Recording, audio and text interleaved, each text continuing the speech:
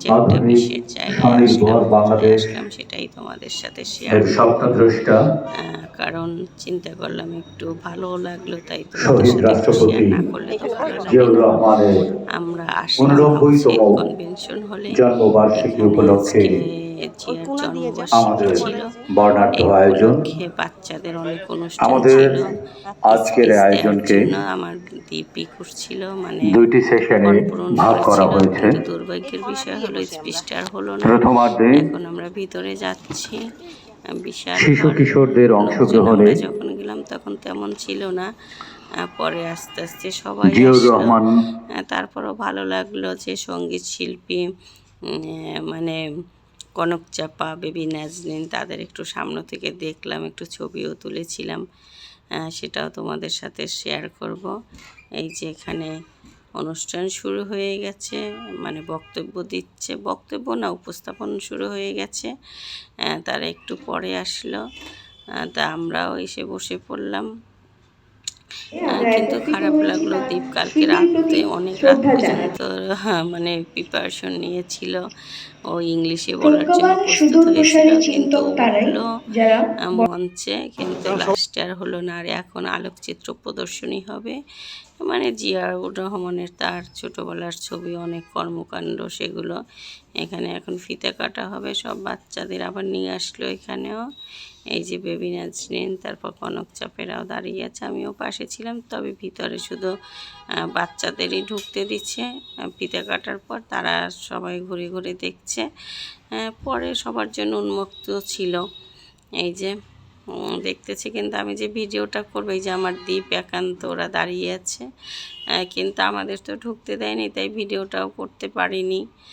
তারপরে একজন মানে ক্যামেরাম্যানদেরই লোক সাথে ছিল, তো আপনাকে বললাম যে আমি তো সামনে যেতে পারছি না, ফিতে কাটবে, একটু আপনি আমাকে ভিডিওটা করে দেবেন। খুবই ভালো ছিল মেয়েটা, কম বয়সী, সে আবার আমাকে ভিডিওটা করে দিল। এই যে ফিতে কাটা হয়ে গেল, এখন ওরা ভিতরে যাবে, যে সব ঘুরে ঘুরে দেখবে, অনেকটা সময় ছিল।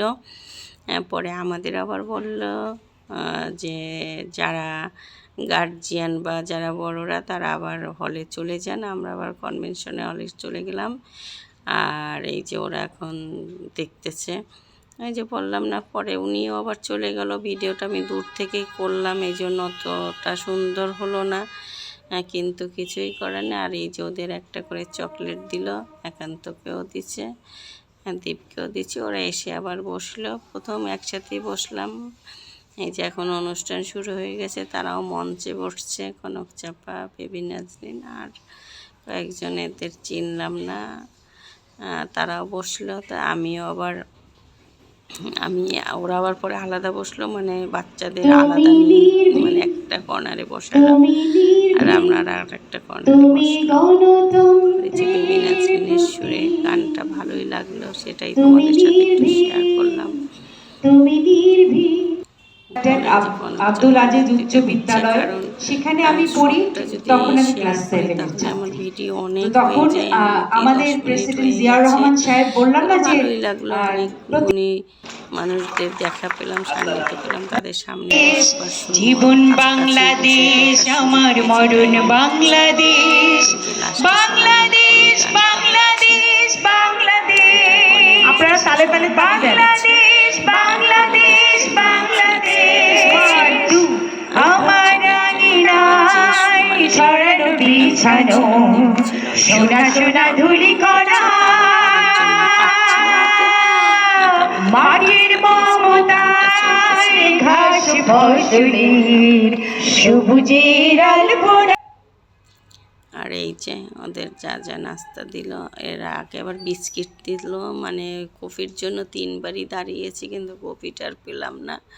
পরে ভারাক্রান্ত মন নিয়ে চলে আসলাম, ওরা আবার এসে গেলো একটু, আমি আবার এখান থেকে রাস্তাটা একটু ভিডিও করলাম। আর এই যে ওদের দিল একটা বার্গার, একটা পেটিস আর একটা লাড্ডু, দুইজনে খাচ্ছে, মানে যাদের কার্ড ছিল, যারা ফর্ম পূরণ করছে তাদেরই নাস্তাটা দিয়েছে। তো অনেকটা সময় ছিলাম, ঘুরে ঘুরে একটু দেখলাম, অনেক বড় হল, ভালোই লাগলো। ওদেরও প্রথম ওরা যেতে চাচ্ছিল না, পরে যেয়ে বললো যে না ভালোই লাগছে।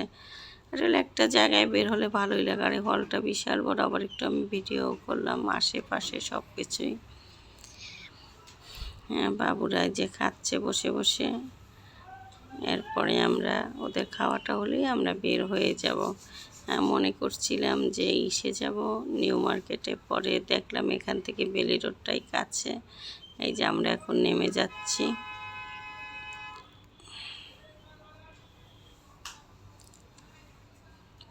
যে আমরা বেরিয়ে গেলাম। এখন প্রথম মনে করছিলাম যাবই না, দীপও বললো মা পেটটা ভরা, মানে নাস্তাটা ভালোই ছিল। পরে আমি মনে করলাম বেশি বাজেনি, তখন মানে 4টার মতো বাজছে।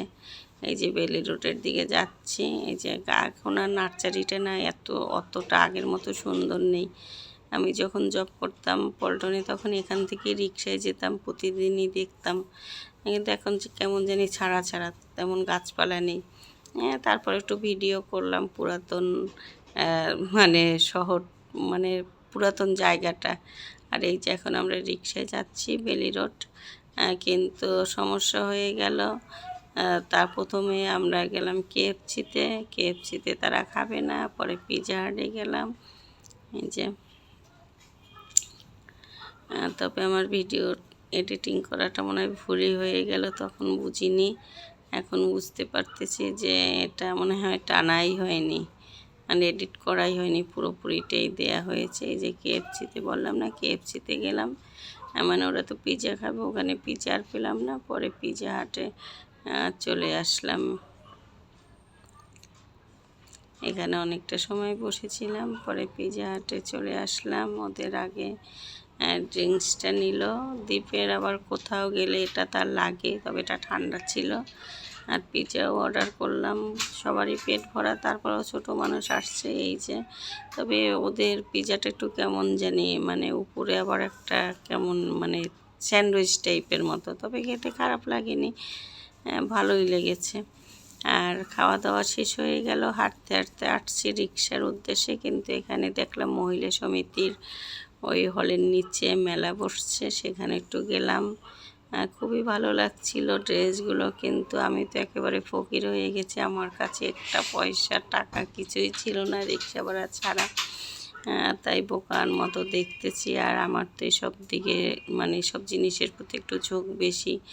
3 পিসগুলো এত সুন্দর। এই যে এটা আমি দর করতেছিলাম, এটা 2200 টাকা ছিল। তো এটা আবার করা মানে জামা, কিন্তু পরে কি আর করবো, আসলে তো টাকা নেই, সেটা তো আর বলা যাচ্ছে না। এই যে উনি দেখালো ড্রেসটা খুবই সুন্দর, এরকম কয়েকটা আরেকটা ড্রেস দেখলাম। এই যে এটা 1800 টাকা, এটা আবার সেলাই করা ছাড়া। ভালোই লাগলো, কিন্তু বলে না টাকা মানি না থাকলে কোনো কিছুই সম্ভব না। পরে আর বেশি সময় ছিলাম না, সবাই ডাকতেছে এটা নেন সেটা নেন, লজ্জাও লাগতেছে। মানে আমি কোথাও গেলে কিছু না কিনতে পারলে আমার খুবই খারাপ লাগে। আর অর্নামেন্টসগুলোও খুব সুন্দর ছিল। একটা যে নোজপিন কিনতে চেয়েছিলাম, কিন্তু নোজপিনের ওই কেমন জানি মানে নিচের চিটটা সেটা বেশি বড় ছিল, তাই আর কিনলাম না। ঘুরে ঘুরে দেখতেছিলাম আর একটু ভিডিও করতেছিলাম। খুবই ভালো লাগলো। হয়ে গেল দেখা। এখন আমরা বাসার উদ্দেশ্যে রওনা হচ্ছি। মানে বের হয়ে যাচ্ছি, এখন বাসায় যাব। এই যে রিক্সায় আমরা 3 জন একটা অটো রিক্সা পেয়ে গেলাম। ঢাকাও এখন ভালোই অটো রিক্সা আছে। এবার দীপ উপরে বসলে, এর আগে একান্ত উপরে বসছিল। যে একটু ভিডিও করে নিচ্ছি। হয়ে গেল ঘোরাফেরা, এখন বাসায় চলে আসছে। এখন বাসায় এসে দেখে ফুলকপি ভাজা হচ্ছে, কারণ দাদাবাবু আবার এগুলো খুবই পছন্দ করে। রাতের বেলা না গরম গরম ভালোই লাগে। মা কখনো নাকি খায় না, আজকে আবার সেও একটা খেলো। ওরা ভাত দিয়েও খেলো, মানে ভাজার সাথে সাথে এমনিতেই খেয়ে নিল। এই যে অনেকগুলো ফুলকপি, মানে বিশাল একটা কপি, পুরোটাই ভাজা হচ্ছে। এখন আবার 2য় রাউন্ড ভেজে নিচ্ছি। এরপর 3য় রাউন্ডও ছিল, সেটা তোমাদের সাথে শেয়ার করতে পারলাম না। দিদির আবার ডিউটি ছিল, ও চলে গেছে, তবে ভাত রান্না করাই ছিল। আমরা একটু লেট, পরে দিদি চলে যাওয়ার পর চিন্তা করলাম একটু দাদাবাবু বললো, আর বাচ্চারাও পছন্দ করে ফুলকপি ভাজা। এই যে ভাজা হয়ে গেল, এখন তোমার একবার ভাত মাখিয়ে দিই, আজকের ব্লগটা এখানে ভাত শেষ দিয়ে দিই, করছি। ভাত তো পরে তোমাদের শক্ত কাছে হয়ে কেমন যায়। লাগলো অবশ্যই একটু আমাকে কমেন্ট করে জানাবে। আজকের ব্লগটা একটু বড়ই হয়ে গেল। ভালো থাকবে, বাই বাই, টাটা।